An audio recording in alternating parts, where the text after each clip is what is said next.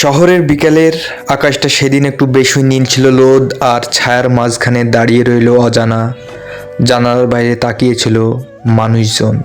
ব্যস্ত গড়ির শব্দ জীবনের চলামতে সব কিছুই ঠিকই চলছে, শুধু তার ভেতরের কথাও এটা স্থির হয়ে থাকা অনুভূতি নড়ছিল।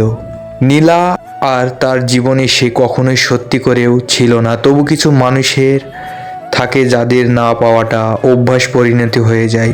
রাহুল জানতো সে কখনোই নিলয়ের জন্য কিছু চাইতে পারেনি, না অধিকার না প্রতিশ্রুতি। আজ হঠাৎ সোশ্যাল মিডিয়ায় চোখে পড়ল নীলার একটি ছবি। হাসিটা আগের মতোই, সে হাসি খুশি রইল, বুঝলো তার ভেতরের কষ্টটা আসল ঈশ্বর নয়, এটা ধরনের নীরব স্বীকৃতি। সে নিজেকে বলল, আমারও হওনি তো কি হয়েছে, যদি সত্যি সুখী হও সেটাও যথেষ্ট।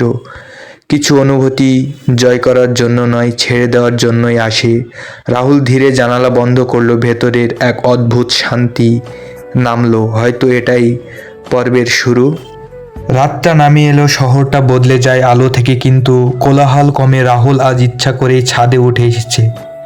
একদিন পরে নিজের সঙ্গে একটু সময় কাটানোর সাহস হয়েছে তার। মোবাইলটা হাতে নিয়ে অনেকবার খুললো। নিলয়কে মেসেজ দেয়নি, সে কি লিখবে? ভালো আছে নাকি এখনো মনে পড়ে? কিছু স্বপ্নের উত্তর জানা থাকলেও জিজ্ঞেস করতে নেই, এটা রাহুল শিখে গেছে। নিলয়ের সাথে তার সম্পর্কটা কোনো নাম ছিল না, বন্ধুত্বের চেয়েও একটি বেশি, ভালোবাসার চেয়েও কম। ঠিক এই মাঝখানে জায়গাটা সবচেয়ে বেশি ব্যথা দেয়, কারণ ওখানে দাবি করা যায় না, এবার ভুলে যাওয়াও যায় না। হঠাৎ বাতাসে কেমন একটা শীতকাল এলো। রাহুল চোখে বন্ধ করলো। এমন পড়লো একদিন নীলা বলছিল, সবাই তো সব কিছুই পায় না, তাই তো? সেদিন কথাটা মনে বোঝেনি সে, আজ বুঝলো কিছু মানুষের আমাদের জীবনের আসে শুধু এতটুক শেখাতে, ভালোবাসা মানেই পাওয়া নয়। কখনো কখনো ভালোবাসা মানে চুপ করে দূরে থেকে সুখী দেখতে পারা। রাহুল দীর্ঘশ্বাস ফেললো না। কষ্ট আজ তার ভারী লাগছে না, মনে হলো সে ধীরে ধীরে ঠিকই হয়ে যাচ্ছে। হয়তো এটাই বড় হয়ে ওঠা, হয়তো এটাই ছেড়ে দেওয়া।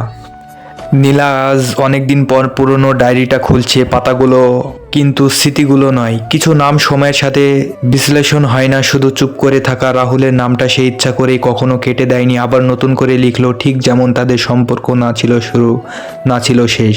নীলা জানে রাহুল তাকে কখনো বাঁধতে বা চায়নি, আর সেই ছিল সেই মানুষের যে বাধা পড়তে ভয় পেত। ভালোবাসা তার কাছে কিছু মুক্ত আকাশের মতো সুন্দর, কিছু ধরা যায় না। আজ বিকালে হঠাৎ নীলার মনে পড়লো একদিন রাহুল বলেছিল, তুমি যেভাবে হাসো তা আমি দিনটা ভালো হয়ে যায়।